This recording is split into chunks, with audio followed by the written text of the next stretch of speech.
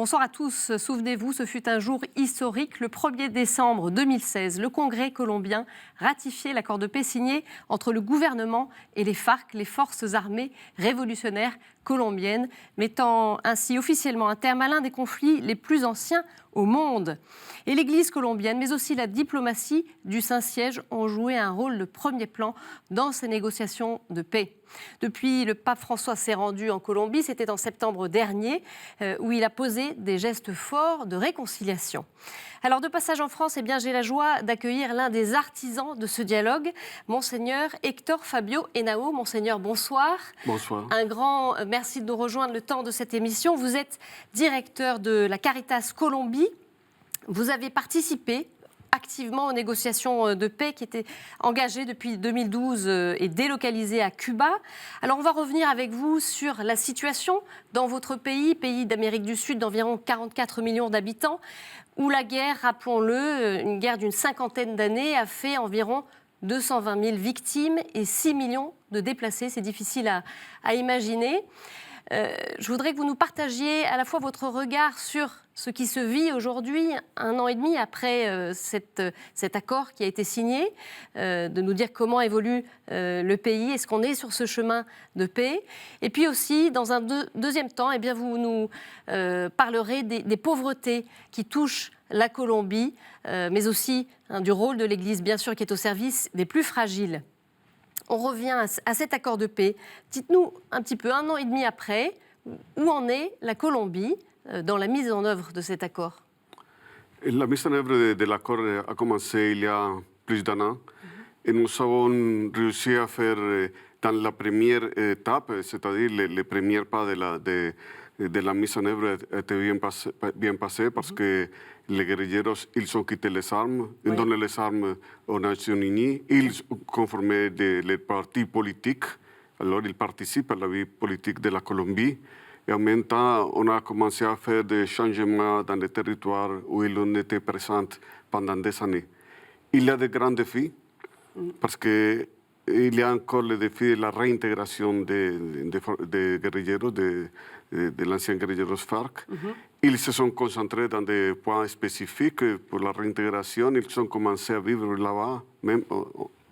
Réintégration dans la vie civile? Dans la vie civile, économique, politique. C'est une réintégration intégrale. D'accord. Ça signifie d'avoir la participation politique, comme vous avez dit par avant, mais aussi d'avoir des possibilités économiques pour vivre.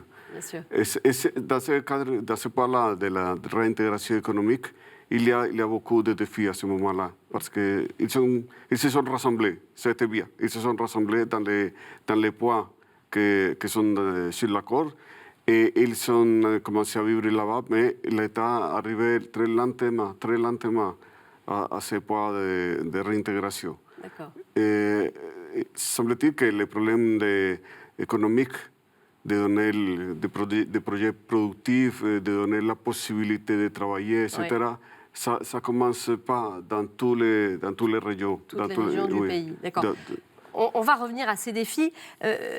On va aussi évoquer évidemment la visite du pape François, c'était en septembre dernier. Dites-nous, son rôle a été central dans ce processus de paix? Oui, la visite du pape François était très, très importante parce qu'il nous a parlé de la réconciliation, il a invité les pays à prendre le chemin de la réconciliation, c'est-à-dire il a fait un grand travail pour encourager toute la population d'accepter les pardons et commencer à travailler pour bâtir la paix, la construction de la paix, mais plutôt autour de la réconciliation. Parce que notre pays est vraiment divisé, il y a une grande polarisation, il y a une partie importante du pays qui n'accepte pas tous les accords, il accepte la paix, mais pas tous les pas des accords. Il y a beaucoup de tensions à l'intérieur de la société autour de la question des accords de paix. Oui, c'est intéressant, vous faites la nuance entre la paix et la réconciliation. Ce n'est pas tout à fait la même chose. Non. La construction de la paix, il s'agit de ces structures sociales, etc., pour garantir qu'il y aura la possibilité d'un changement dans la vie sociale, etc., d'arrêter la guerre. La réconciliation, il s'agit de relations, de rapports entre les Colombiens. d'accepter la dignité des autres, c'est d'accepter les uns les autres. Et ça va prendre beaucoup de temps. Ça, ce sera long. Alors, on va revenir à l'un des moments particulièrement marquants de la visite du pape François. C'était à Villa Vicencio le 8 septembre dernier. Le pape a réuni le temps d'une rencontre des victimes du conflit en Colombie et d'anciens guerrilleros ou paramilitaires. Cela s'est passé au parc Las Malocas. On écoute un extrait des propos du pape. Colombia, abre tu corazón de pueblo de Dios. Déjate reconciliar. No le temas a la verdad ni a la justicia. Es hora de sanar heridas, de tender puentes, de limar diferencias. Es la hora para desactivar los odios y renunciar a las venganzas y abrirse a la convivencia basada en la justicia, en la verdad y en la creación de una verdadera cultura del encuentro fraterno. Seigneur Henao, quelle a été l'importance de ce moment particulier du voyage? Bon, quand on a invité la population à participer à une journée de prière pour la réconciliation à Villavicencio, il y a beaucoup de monde qui était très, très intéressé à participer. Mais on l'a fait dans un endroit très, très grand où il avait la capacité d'accueillir plutôt des victimes. Les victimes ont été très bien représentées là à Villavicencio. Il y avait des victimes de tous les secteurs sociaux et de tous les parts du pays. Et de notre côté, il y avait aussi des auteurs. Des auteurs, oui. Mais moins nombreux. Moins nombreux, mais ils ont été aussi représentés. Et l'État en même temps. Oui. On va écouter justement des témoignages poignants de victimes, de proches de victimes. Ils rappellent l'horreur des exactions que connaît ce pays depuis des décennies. Mucha tristeza, nostalgia y pues porque no hemos encontrado nuestros seres desaparecidos, no sabemos qué pasó con ellos, ya son más de 15 años y a pesar que han sido torturados, entonces pues a todos nos duele mucho. Mi hermano más de 15 años desaparecido, mi esposo 9 años, lo secuestraron, lo mataron. Pues, ¿cómo va a sentirse uno? Terrible. Voilà, on perçoit à travers ce témoignage de cette femme la douleur extrêmement vive des Colombiens. Est-ce que toutes les familles, d'une manière ou d'une autre, en Colombie, ont été touchées par ce conflit? Oui, on parle de 8 millions de victimes. C'est-à-dire dans un pays avec 44 millions de personnes, tout le monde, d'une façon ou d'une autre, a été touché pour les conflits armés. Et il y a beaucoup de souffrance, il y a des blessures qui sont très profondes dans le cœur de notre peuple. Et pour guérir les blessures, il faut faire beaucoup d'efforts sur le terrain spirituel, sur le terrain psychologique, etc. Parce qu'il faut bien comprendre qu'il y a eu beaucoup de souffrance par avant. Justement, l'Église, elle a été appelée à aider les victimes, mais aussi les auteurs. Dites-nous un peu quelle forme ça prend, ça. Comment est-ce que l'Église est impliquée dans ce travail-là, justement, de pacification? Alors, nous avons pris la charge de travailler avec les devoirs, de travailler avec les victimes dans les différentes positions qu'il y a. Parce qu'il y a ceux qui sont victimes parce qu'ils ont été enlevés, il y a les autres qui ont souffert parce qu'ils sont menacés, etc.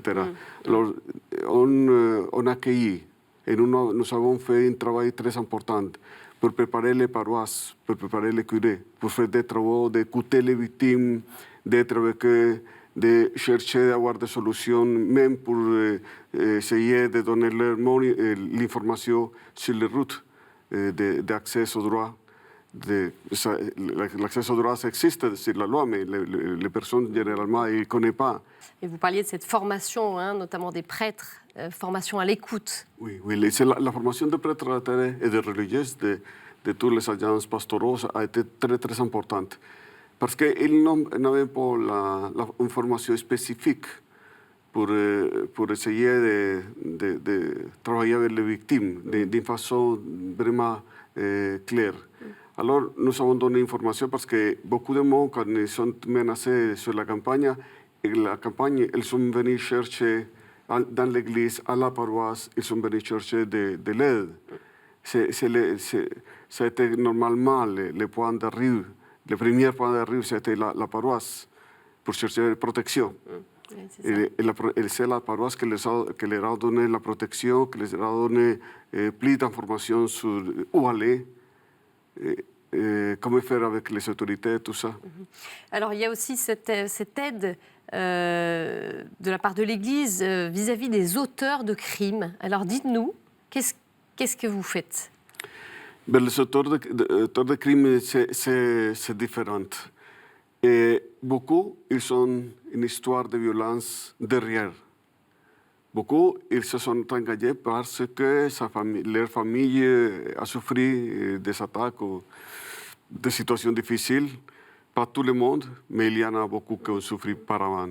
Alors, il faut bien comprendre leur histoire, il faut essayer de comprendre leur histoire, il faut ouvrir aussi la possibilité de pardonner et d'accepter le pardon.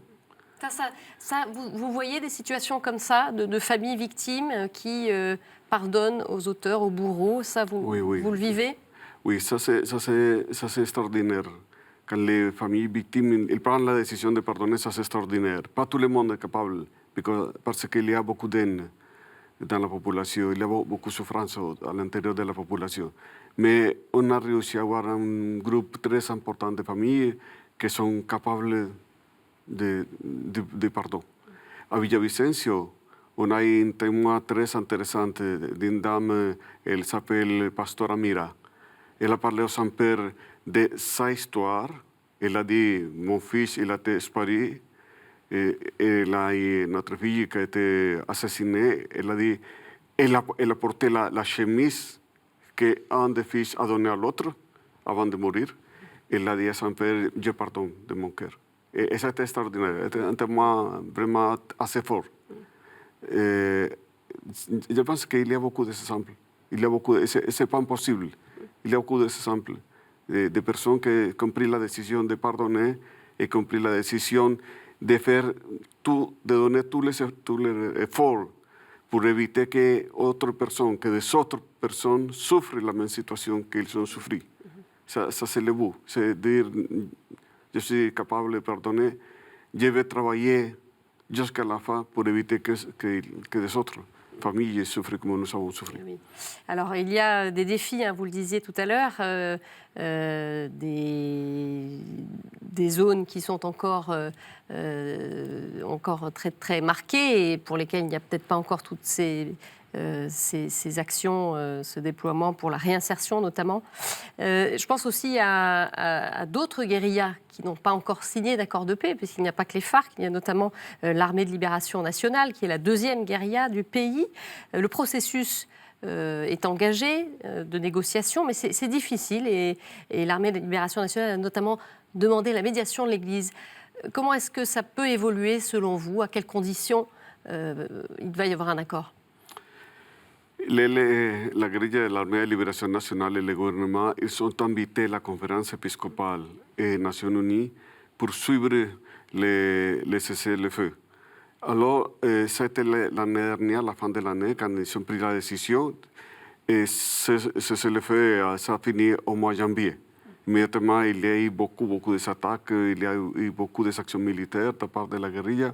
Finalement, ils ont réussi à recommencer les conversations, la négociation. Il y a beaucoup d'espoir qu'avant que le gouvernement de Santos finisse, il y aura de nouveau un cessez-le-feu permanent, plus stable. Et aussi qu'ils vont prendre la décision de commencer un des points très importants, que c'est la participation de la société civile dans la négociation. C'est impossible, à ce moment-là, de signer la paix entre ces guérillas et le président Santos. Aujourd'hui, c'est impossible? Oui, parce qu'il n'a pas le temps. L'agenda, c'est assez long. Je pense que c'est presque impossible, parce qu'il y a beaucoup de choses encore sur la table. Dans le fond, finalement, si on regarde le paysage global par rapport à cette réconciliation, cette paix en construction, voilà, elle est possible. À quelles conditions la paix aujourd'hui? La paix, c'est un don de Dieu. La paix, c'est pas seulement une question politique, c'est un don de Dieu et c'est ça qu'il faut comprendre en Colombie. On peut arrêter la guerre, mais pour arrêter la guerre, il faut faire des efforts, il faut donner beaucoup. Mais ce qu'on gagne, c'est la vie de beaucoup de monde. Il y en a beaucoup, des milliers de personnes qui n'ont été pas tuées parce qu'il y a eu un accord de paix avec les FARC. Ça, c'est ça que gagne la société. Mais d'une autre part, la société doit donner beaucoup sur le terrain de la justice, sur le terrain de la participation politique de ceux qui sont été les acteurs des conflits. Parfois, c'est difficile pour la société d'accepter les deux choses en même temps. La paix, c'est d'apprendre à vivre ensemble. C'est d'apprendre à accepter la dignité de chacun. Mais par il y a ce processus difficile d'arrêter la guerre et ça a un prix certainement. On va évoquer maintenant avec vous les pauvretés qui marquent votre pays et à travers votre mission à Caritas. Bien sûr, vous avez une vision d'ensemble sur ce qui se vit en Colombie. Dites-nous, c'est quoi les priorités, les plus gros défis aujourd'hui en Colombie à ce niveau? L'inégalité, c'est une des priorités. Nous sommes un pays qui certainement a eu un développement très important dans les récentes années et nous sommes un pays qui a pris une position importante dans la région, mais c'est un pays avec une égalité incroyable. C'est un des pays avec plus d'inégalité dans la région et dans le monde.